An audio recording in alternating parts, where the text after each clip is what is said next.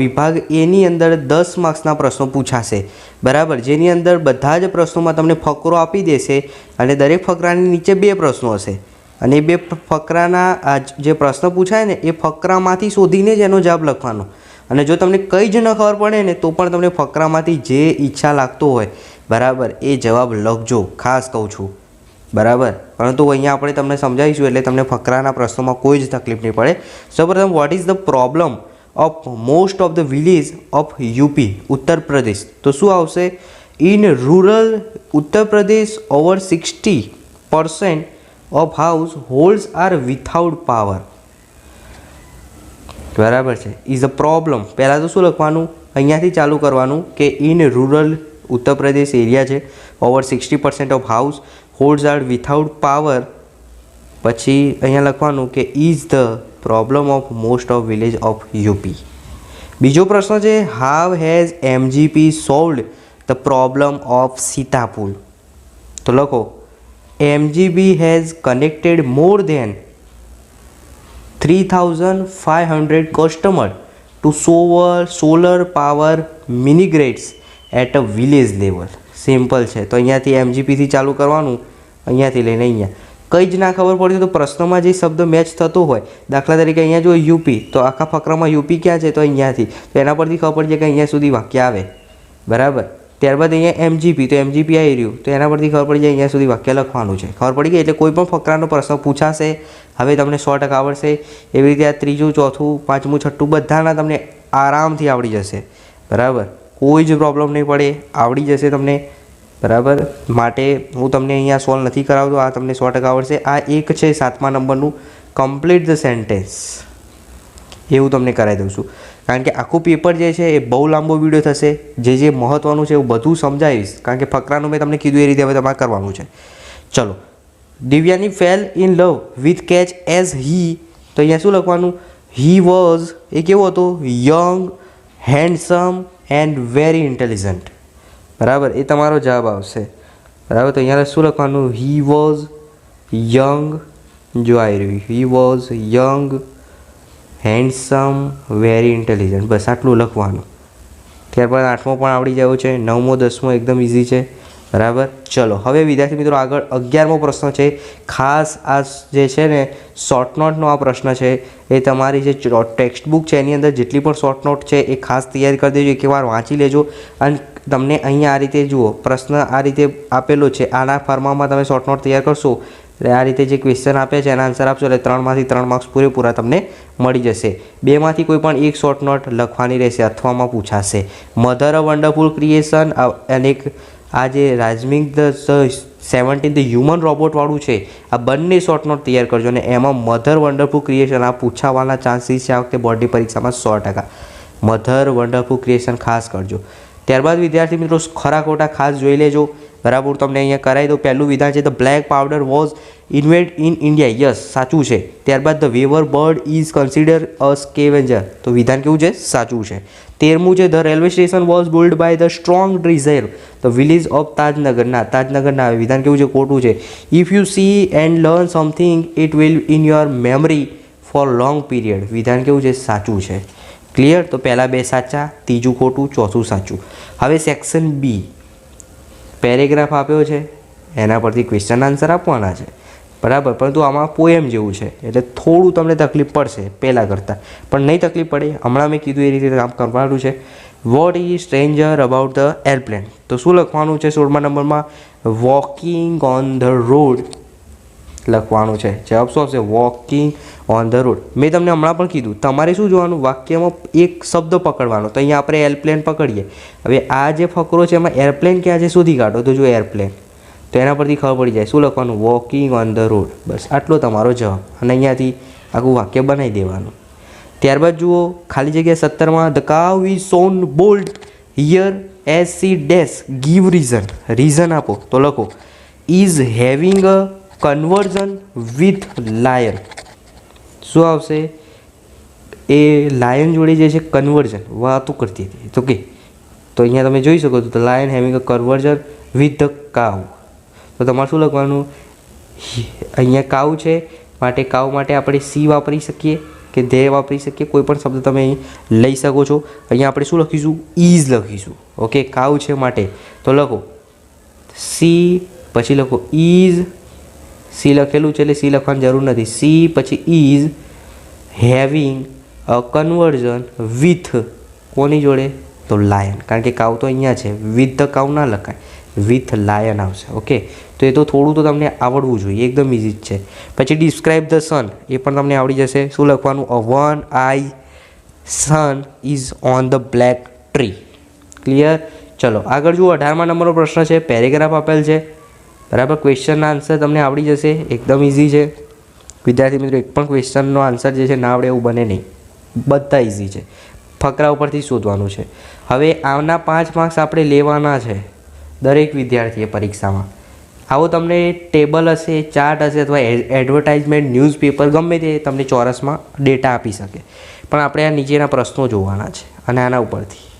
બરાબર, તો 24માં જુઓ. How many marks did Mona score in social science? તો પહેલાં તો મોનાને શોધો. આ રે મોના. હવે સોશિયલ સાયન્સ માટે ડાર્ક બ્લેક કલર છે, તો આ ડાર્ક બ્લેક કલર. તો આ તમે જુઓ, સીધી લાઈન કરો તો કેટલાય અટકે છે? 80. એટલે મોનાના માર્ક્સ કેટલા છે? 80. તો પહેલાંમાં શું જવાબ આવે? 80. એટલે ખાલી 80 નહીં લખવાનું, આખું લખવાનું. 80, 18 marks did Mona score in social science. અથવા તો આ રીતે પણ લખી શકાય, Mona score in social science is 18 marks.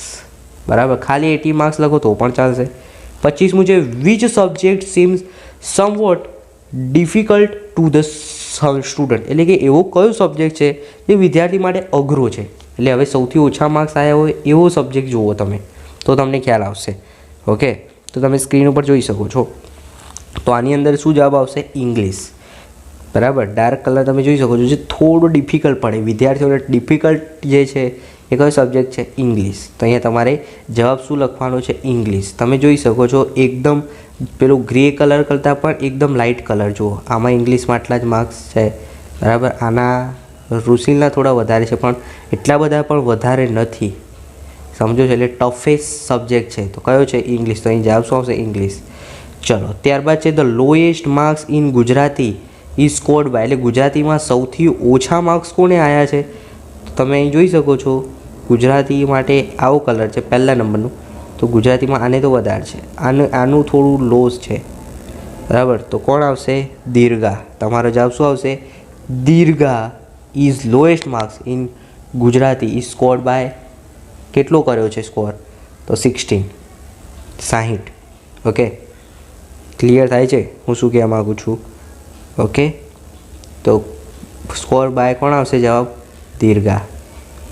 ત્યારબાદ 27મો છે, who is the cleverest among the student? Clever કોણ છે? બધા વિદ્યાર્થીઓની અંદર સૌથી સારું પ્રદર્શન કર્યું, ક્લેવર, હોશિયાર, તો કોણ છે? રુસિલ. આન્સર રુસિલ. ત્યારબાદ 28મો છે, how many subject are indicated in the graph? ગ્રાફની અંદર કેટલા વિષય છે? તો જુઓ 1, 2, 3, ગુજરાતી, સોશિયલ સાયન્સ અને ઇંગ્લિશ. એટલે જવાબ શું લખવાનું? તો there are 3 subjects indicated in the bar graph. Okay, ચલો પછી ફરીથી ફકરા ઉપરથી પ્રશ્નોના જવાબ આપવાના છે. તો વિદ્યાર્થી મિત્રો, ઇંગ્લિશનું પેપરમાં તો તમને વાંધો જ નહીં આવે, કારણ કે 25 થી 30 માર્ક્સ તો ફકરાના ઉપરથી તમારે જવાબ લખવાના હોય છે. બરાબર છે, એટલે એની અંદર કોઈને કોઈ પ્રોબ્લેમ ન પડવી જોઈએ. What is Neeraj achievement in Olympic? તો લખો, એની આન્સર આ રીતે આવશે. તમે સ્ક્રીન ઉપર જોઈ શકો છો કે a gold medal in Tokyo Olympic in 2020. શું કર્યું હતું? તો એણે ગોલ્ડ મેડલ મળ્યું હતું. ક્યાં મળ્યું હતું? Tokyo Olympic in 2020, 2020. બરાબર, તમે જોઈ શકો છો. શું લખવાનું? Gold medal in Tokyo Olympic in 2020, એટલે સુધી. ત્યારબાદ પ્રશ્નો પૂછે છે, વેર ઓલિમ્પિક હેલ્ડ ઇન 2020? તો ક્યાં યોજાયો હતો? તો જવાબ શું આવે? ટોક્યો. ટોક્યો ઓલિમ્પિક, ટોક્યોમાં રમાયો હતો 2020. ત્યારબાદ 31મો પ્રશ્ન, how did Neeraj get invested in javelin? Okay, એ પણ આવડી જાય એવું જ છે. બરાબર. 32મો છે, whom did Neeraj dedicate his medal? તો કોણ આવશે? મિલ્ખા સિંહ. મિલ્ખા સિંહ, ભાગ મિલ્ખા ભાગ. ઓકે, મિલ્ખા સિંહ. ત્યારબાદ સેક્શન સી વિદ્યાર્થી મિત્રો એકદમ ઇઝી છે, જોઈ લઈએ સંપૂર્ણ, ખાસ ધ્યાન રાખજો. 33 નંબરનો જે ક્વેશ્ચન છે તમે સ્ક્રીન ઉપર જોઈ શકો છો, બરાબર. તો એની અંદર શું આવશે? ડિસ્ક્રાઇબિંગ એક્શન આવશે. ત્યારબાદ રિઝલ્ટ વોઝ ડિક્લેર્ડ, તો એની અંદર શું આવશે? તો ડિસ્ક્રાઇબિંગ પર્સન. જુઓ આ જે પહેલું છે માય કઝિન સિંગ વેલ, બરાબર, એની અંદર ડિસ્ક્રાઇબિંગ પર્સન આવે, સી આવે. અને આ લાસ્ટ વીકવાળું છે ને એ ડિસ્ક્રાઇબિંગ એક્શન આવે. અને હર વી હેવ ગોટ ઇટ 35, તો એની અંદર આવશે એક્સપ્રેસિંગ, ઓકે, એ આવશે. એટલે આ રીતે આન્સર બનશે. પહેલામાં સી, બીજામાં ડી, ત્રીજામાં એ. ચલો 36મું.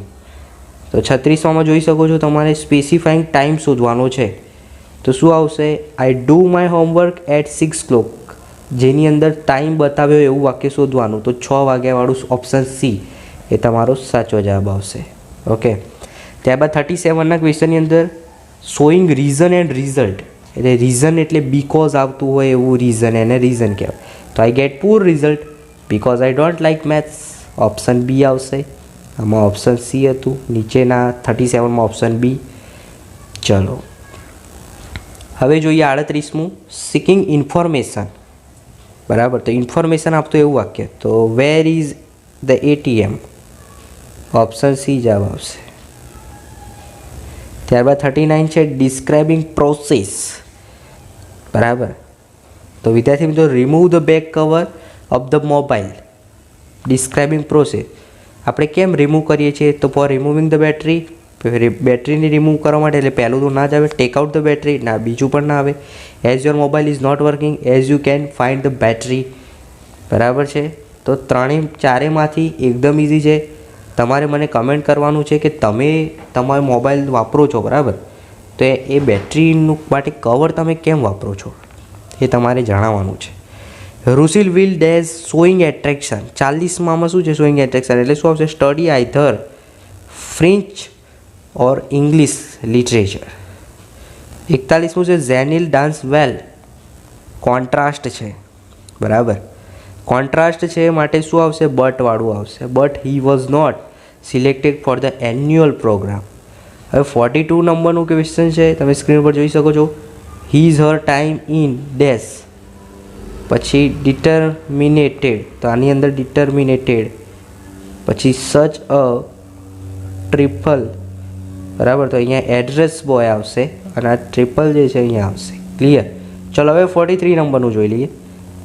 તો 43 નંબરની અંદર એને મિનિંગ થતું નિયરેસ્ટ મિનિંગ, તો શું આવશે? ચાર્મિંગ.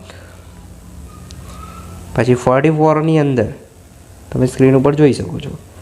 44ની અંદર સ્લિમનું જે છે એ વેરી થિન, અને વેનિશ, વેનિશ એટલે ડિસઅપિયર, દૂર થવું. ઓકે. તો આમાં શું આવે? ચાર્મિંગ, વેરી થિન અને ડિસઅપિયર. ઓકે. ત્યારબાદ સેક્શન ડી છે, તમે સ્ક્રીન ઉપર જોઈ શકો છો, એ જે ગ્રામર ટોપિક છે. તમે મારી જોડે વિદ્યાર્થી મિત્રો ગ્રામરની અને સેક્શન ઈની આ બધું